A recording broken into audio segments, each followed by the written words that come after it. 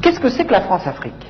La France-Afrique, c'est ce qui a été mis en place en 1960, au moment où De Gaulle, à cause de la pression de l'histoire, a dû accorder l'indépendance aux pays d'Afrique. Il a à ce moment-là décrété une nouvelle légalité internationale, l'indépendance.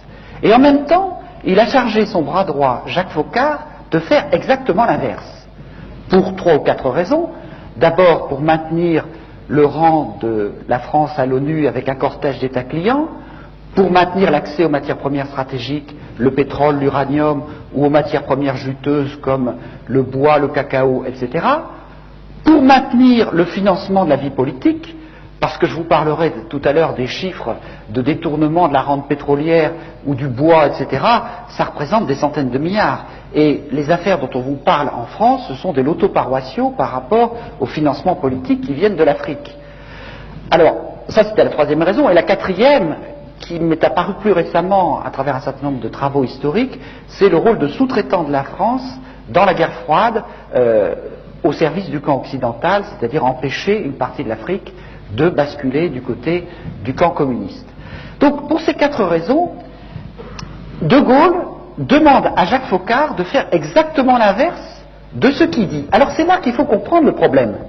C'est que si on décrète une nouvelle légalité internationale et qu'on fait exactement le contraire, ce qu'on fait est illégal, ne peut être fait que de manière occulte, cachée. Et c'est pour ça que toutes ces relations franco-africaines sont très majoritairement cachées aux yeux du public, parce qu'elles sont inavouables, puisque la nouvelle légalité, c'est l'indépendance. Autrement dit, la France-Afrique, c'est comme un iceberg. Vous avez 10% d'émergés, la France, patrie des droits de l'homme, meilleure amie de l'Afrique, généreuse, etc., toute une face immaculée dans la relation franco-africaine, et vous avez 90% d'immergés, qui est la réalité profonde de la réalité franco-africaine, qui est le système mis en place par Jacques Foccart et qui visait à maintenir la dépendance. Quels étaient ces moyens inavouables? Je vais très vite parce que je voudrais ensuite passer à l'actualité et puis aux enjeux actuels. Quels étaient les moyens parallèles, illégaux, inavouables de tenir cette relation franco-africaine? Le premier, ça a été de faire un grand ménage pour choisir des chefs d'État amis de la France, souvent d'ailleurs avec la nationalité française, parfois tout simplement des agents des services français comme Omar Bongo, qui vivent souvent en France d'ailleurs, tous ces gens-là. Donc on a choisi des proconsuls à la peau noire. On les a choisis comment? D'abord par une guerre civile épouvantable au Cameroun, qui a fait entre 100 000 et 400 000 morts, une guerre digne du Vietnam qui ne figure dans aucun manuel d'histoire. Ensuite, en assassinant les chefs d'État légitimes élus par la population, comme Sylvanus Olympio au Togo, qui a été assassiné par 4 sergents-chefs revenant de la guerre d'Algérie, dont l'un d'entre eux est toujours au pouvoir, Eyadema, tout cela sous la supervision de l'officier français qui était chargé d'assurer sa sécurité.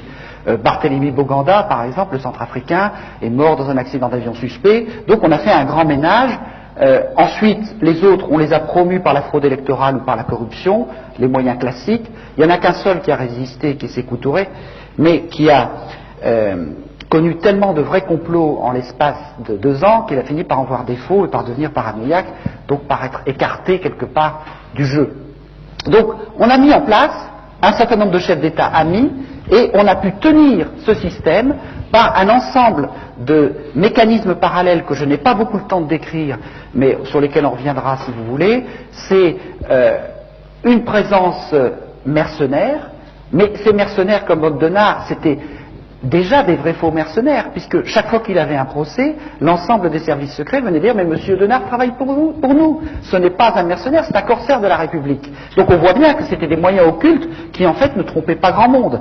Mais il y a d'autres moyens beaucoup plus subtils, beaucoup plus forts, c'est les entreprises faunées des services secrets français, notamment Elf, dont le Floch Prigent, l'ancien PDG, nous explique simplement que Elf, c'était le fauné des services secrets français, c'est-à-dire que les dizaines, les centaines de milliards prélevés sur le pétrole, entre le prix d'achat très faible et le prix de vente, et aussi avec les quantités de cargaisons non déclarées Une cargaison non déclarée, ça fait chaque fois 150 millions de francs. Bon, tout cet argent a permis de mener un certain nombre d'actions secrètes, par exemple la guerre de la France contre le Nigeria, cette fameuse guerre du Biafra, pour conquérir la partie pétrolière du Nigeria, mais aussi tout un tas de coups d'État, de guerres civiles, de trafic d'armes, dont je vais vous parler tout à l'heure. Et tout cela a été alimenté par un certain nombre de circuits financiers parallèles, par les surfacturations des gros chantiers, par un certain nombre de petites entreprises de sécurité dans l'environnement pétrolier qui faisaient payer 3 fois leurs prestations et qui étaient dirigées par des gens comme Denard. Donc la différence servait à leurs bonnes œuvres. Ou bien les missions de coopération, nous en avons eu la preuve, avaient des petites sociétés barbouzardes qui leur facturaient 3 fois le prix pour se mettre de côté la différence et puis pouvoir mener leurs actions parallèles. Donc on a mis tout un tas de mécanismes qui permettaient de pomper le fric, si vous voulez, des pompes à fric, qui permettaient de tirer une bonne partie de la substance de la rente des ressources africaines et de l'extraire, notamment grâce au franc CFA. On vous dit toujours le franc CFA, c'est un cadeau fait à l'Afrique. Le franc CFA, ça veut dire colonie française d'Afrique, je vous rappelle. Bon. Le franc CFA, étant donné que c'est un franc convertible, ça permettait de manière très simple que quand on faisait un don ou un frais à l'Afrique, eh bien l'avion repartait aussi vite de Yaoundé ou de Lomé pour aller en Suisse, et là les billets neufs, grâce à la convertibilité du franc CFA, étaient transformés en devises et partagés entre le décideur français et le responsable africain. Une partie de la dette de l'Afrique qui s'explique comme ça. Bon, mais c'est vrai, ça c'est le mécanisme le plus simple, il y en a d'un peu plus compliqué, c'est toujours le même principe. La convertibilité du franc CFA a été l'instrument le plus sûr d'extraire une grande partie des ressources de l'Afrique, et quand je parle de la rente des matières premières, il faudrait rajouter la rente de l'aide publique au développement, parce que si nous en sommes arrivés là, c'est que pendant 10 ans on s'est battu pour faire en sorte que les 40 milliards d'aide publique au développement de nos impôts, que nous croyons servir pour l'aide publique au développement, aillent au moins en partie à destination. Et quand on s'est aperçu que ce n'était pas possible, on s'est dit, il y a quand même un vrai problème. Il y a 98% de ces 40 milliards qui sert à autre chose qu'à lutter contre la pauvreté.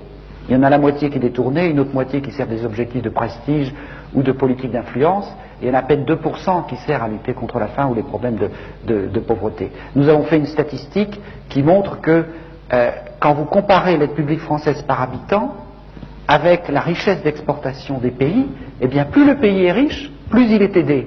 Alors on ne va pas vous dire que c'est pour lutter contre la pauvreté. Plus il est pauvre, moins il est aidé. On voit bien à quoi ça sert et où va l'argent. Je n'ai pas le temps de développer ça, mais il faut bien voir que toute cette politique qui a été mise en place, donc à la fois de pillage par des moyens occultes, de présence barbouzarde. Alors chaque chef d'État avait à côté de lui un officier de la DGSE qui était chargé de veiller à la sécurité de ce chef d'État, ou le débarquer du jour au lendemain quand il avait cessé de plaire. Un Amani Diori au Niger, par exemple, le jour où il est venu l'idée de vendre de l'uranium à autre chose que la France, il a été débarqué immédiatement.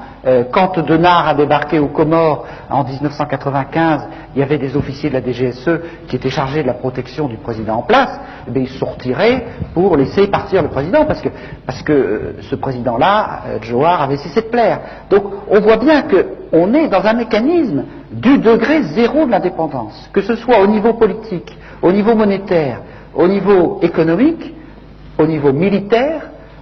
Là non plus, j'ai pas le temps de développer, mais tous les généraux, les officiers sont formés en France, recrutés, n'ont une carrière rapide que ceux qui entrent dans les cercles d'initiés, et ces généraux deviennent assez souvent d'ailleurs chefs d'État et sont dans un copinage permanent avec les réseaux militaires de la France-Afrique. Donc on est dans un mécanisme de captation de la dépendance totale. Pour vous donner un dernier exemple, qui est le plus caricatural, enfin peut-être pas, mais le plus actuel, c'est ce qui se passe au niveau des élections depuis 1990.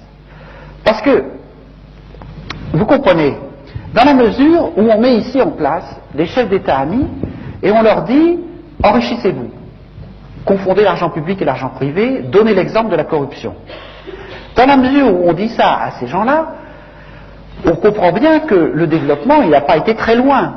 Si vous passer du service public qui restait un tout petit peu au moment des indépendances au self-service public généralisé, si vous avez cette corruption qui monte, en plus la baisse du cours des matières premières, et puis ensuite je vous expliquerai le scandale de la dette, vous voyez bien que ces dirigeants, quand est arrivée en 1990 une incroyable poussée démocratique en Afrique, ils ne pouvaient pas dire au peuple « élisez-moi parce que je vais faire le bien et le développement du peuple ». Et à ce moment-là, ils se sont mis, et j'en dirai quelques mots, à utiliser l'arme ultime du politique, qui est l'arme du bouc émissaire, l'arme de la manipulation de l'ethnisme, en disant si vous votez pas pour moi, ce sera l'ethnie détestée qui va venir prendre la place à ma place, et c'est ce qui s'est passé exactement au Rwanda, ce qui a failli se passer en Côte d'Ivoire, et qui menace un certain nombre de pays d'Afrique. Mais pour assurer en même temps la continuation de ces régimes usés, mis en place par la France-Afrique, on a trouvé une formule extraordinaire de coopération en iceberg.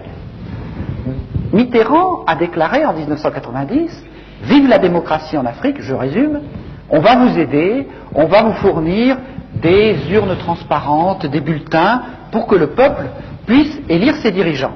Alors les gens se sont mobilisés de manière incroyable autour des urnes pour empêcher qu'on les bourre jour et nuit. Ils ont voté à 70-80% pour chasser le dictateur. Et puis en même temps qu'on faisait cette coopération à ce niveau-là, on envoyait dans la capitale, auprès des ordinateurs chargés de centraliser les résultats, des coopérants très spéciaux issus des réseaux Pasqua ou de la mairie de Paris, où en fraude électorale on est relativement adroit, et avec des logiciels un peu spéciaux, on faisait en sorte que les 80% de votes contre le tyran se transforment en 80% de votes pour le tyran, ou en 52% s'il était modeste. Donc, et cela, ça s'est passé dans 50 élections majeures en Afrique au sud du Sahara. Il n'y a eu que 2 ou 3 exceptions au début, quand la France-Afrique a été prise par surprise au Bénin, au Congo-Brazzaville, etc. Et puis 2 ou 3 à la fin, quand des peuples ont trouvé la parade. Au Niger, par exemple, il y avait un dictateur installé par Focard, il a été renversé, la France a hurlé à l'interruption du processus démocratique, n'est-ce pas, puisque le dictateur a été renversé. Et donc, les officiers qui avaient renversé le dictateur ont organisé des élections tout seuls, et ça a été les élections les plus incontestées d'Afrique depuis 40 ans. Bon, au Sénégal, où il y avait un régime ultra corrompu, ils ont trouvé la parade en jumelant les téléphones portables et les radios locales, ce qui fait qu'ils ont annoncé en direct les résultats, court-circuitant les manœuvres qui se passaient à ce niveau-là avec les réseaux france-africains. C'est d'ailleurs pour ça qu'on a retardé l'apparition des portables au Tchad. Bon, donc on a mis en place un tas de systèmes qui permettaient, et c'est le cas, je ne vais pas vous détailler toutes ces élections, mais ceux qui connaissent un peu l'Afrique le savent, ça a été le cas au Cameroun, au Gabon, au Togo, à Djibouti, en Mauritanie, encore récemment au Bénin, et c'est ce qui est en train de se jouer à Madagascar, où il se passe des choses absolument extraordinaires ou monumentales, où il y a un mouvement depuis 3 ou 4 mois pour affirmer la légitimité d'une élection contre une pseudo-légalité d'une commission constitutionnelle totalement bidon, et si le peuple de Madagascar gagne, c'est quelque chose de très important pour l'Afrique parce que ça va donner des tas d'idées à beaucoup de gens. Donc je vous invite vraiment à soutenir le combat du peuple malgache parce que c'est un combat absolument décisif pour l'Afrique. Parce que c'est un combat pour essayer de vaincre cette fatalité imposée de l'extérieur, et vous observerez bien entendu que la France prétend qu'il faut défendre la légalité dans l'affaire. Bon, la France, pourquoi? Parce que Madagascar a des émeraudes, parce que Madagascar a un tas de choses qui passent toujours pour le financement des partis politiques.